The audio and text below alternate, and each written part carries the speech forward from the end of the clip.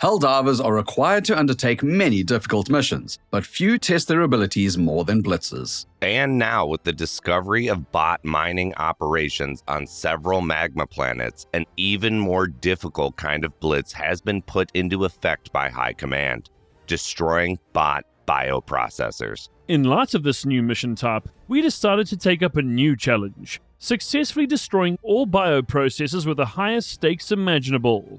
Let's dive in.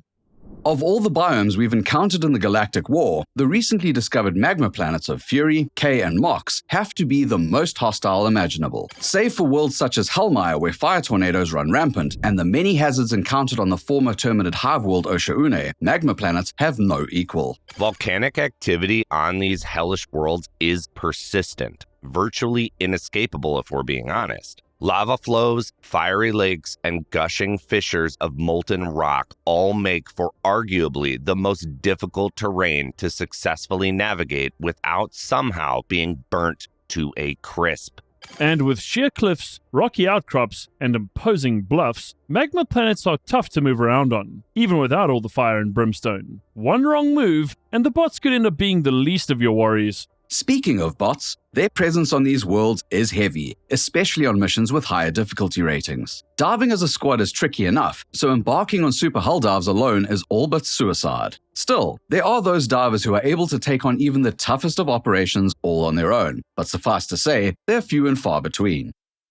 Okay, so in a typical Blitz, you're required to destroy a certain number of bug holes, squid warp ships, or automaton fabricators if you want to succeed in your mission. And all within the space of 12 minutes. Hey, it's not called a Blitz for nothing. On higher difficulties, these missions can be grueling, especially if you have stratagem jammers to contend with. But according to data gathered from the Ministry of Intelligence, the bots have huge bioprocessor operations covering magma planets. We're not too sure why yet, but we know it's nothing good.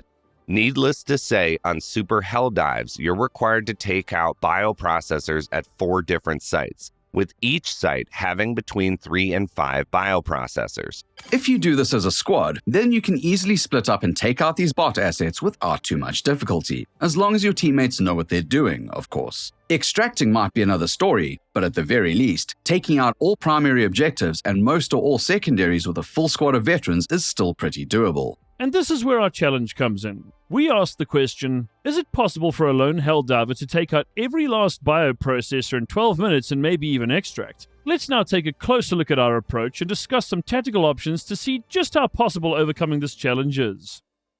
On super hull dives, bioprocessor sites are usually geographically dispersed, often appearing on opposite sides of the map. Moreover, maps are pretty big, so in taking on this challenge, traversal is a massive component you have to take into consideration. As usual, Vanguard spearheaded this endeavor, pitting his wits and determination against the relentless tyranny of the Clankers. It's also important to bear in mind that you can call in a Hellbomb to take care of bioprocessors. But since they're not all grouped together in a site, you often need 2 or even 3 to get the job done.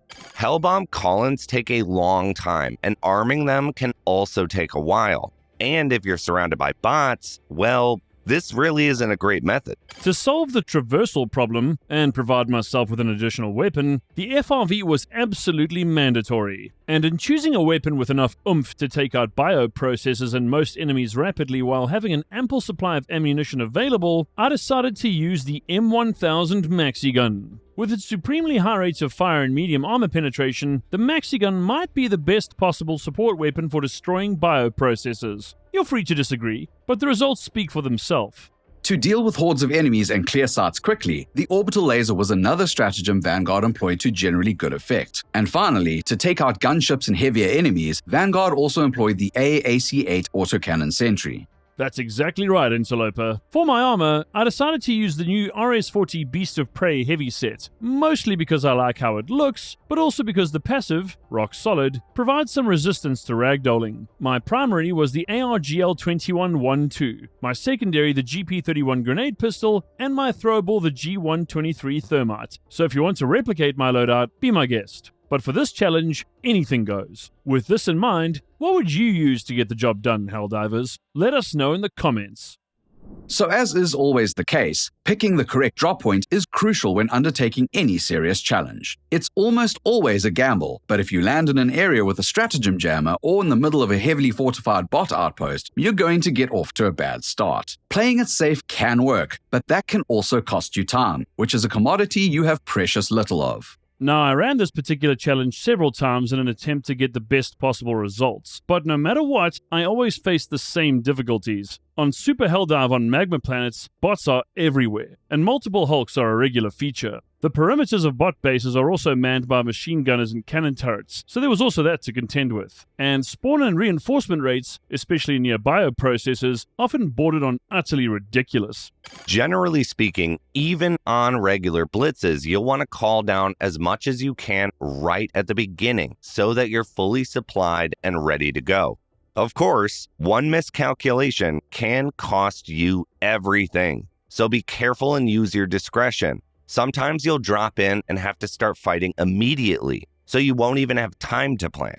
The other problem is that if you die while you have your maxi gun on your person, getting it back can be very, very difficult, and you'll have to wait several minutes before you can call another one in. You'll often have to lean on your primary and secondary weapons to deal with enemies and do damage to bioprocessors, which is hardly efficient. Thankfully, the maxi gun can be fired from a fair distance and destroy bioprocessors pretty quickly, but they have to be in line of sight. Just remember you can't move while firing this democratic bullet hose, so you're a sitting duck in most cases. Just to survive, I had to stop firing and move constantly, and with the sheer number of enemies surrounding me, diving, even when less than ideal, is something I had to do on the regular. From analysis of the footage, this is an extremely brutal challenge, even if you have a full arsenal at your disposal. Since time is limited, you have no real choice but to be brazen, which means you can't really exercise care and use cover to your advantage like in standard missions. You basically have about 3 minutes per bioprocessor site, which equates to between 36 and 60 seconds per bioprocessor depending on how many are at a given site. When you put it like that, Interloper, it really makes it feel a lot more urgent. Admittedly, I struggled with this challenge and wasn't actually able to take out every last bioprocessor in any of my attempts. That doesn't mean it's impossible, just simply something I haven't been able to do yet. I really think I need to perfect my formula. Now for the results. So, if things went poorly, and they did a couple times for Vanguard, he'd only take out one bioprocessor site.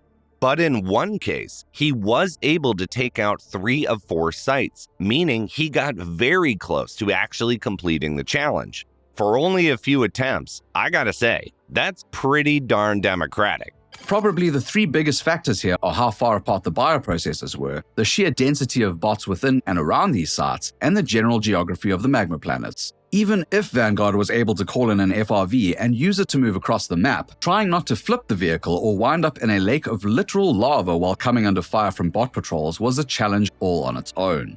The FRV was generally very helpful and reduced the time required to get to sites, but handling it was tough. Using orbital lasers helped to clear out some enemies, but was less effective in taking out bioprocessors, and on more than one occasion, I had no choice but to call down a hell bomb and attempt to arm it, which more often than not resulted in abject failure or a less than ideal detonation, and at one time, a premature one. It also seems that being unable to steer the hull pod when dropping in was a factor, as Vanguard would often end up in a less than safe scenario. Bioprocessors can be destroyed by virtually any ordnance, but with high health levels, even multiple shots from heavy weapons won't do the trick. More often than not though, Vanguard would simply get crowded out by Hulks or Warstriders, and if not that, a Berserker or Commissar sneaking up from behind. Even a few more minutes would make this challenge easier to accomplish, but sadly, 12 minutes is all you're afforded.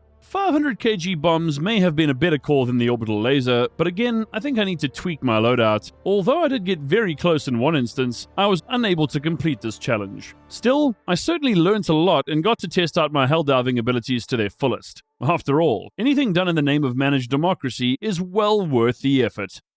And so ends this broadcast, Helldivers. What do you think of this challenge? Is it really impossible? Or does Vanguard just need to go back to the drawing board? Let us know in the comments. Like and subscribe and sign up to become an Admiral today. Not only will you help the channel, but you'll get to stream with us, collaborate on content, speak directly to us, and become a legend in the SES. And be sure to visit superearthsalute.store to grab your democratic gear. Our Christmas collection is available until the end of December, and the Python Commandos limited edition merch drop won't be in the store forever. Get your items while they're hot to avoid disappointment. That's all for now, troops. Until next time, stay forever liberated and never ever surrender. For Super Earth and democracy.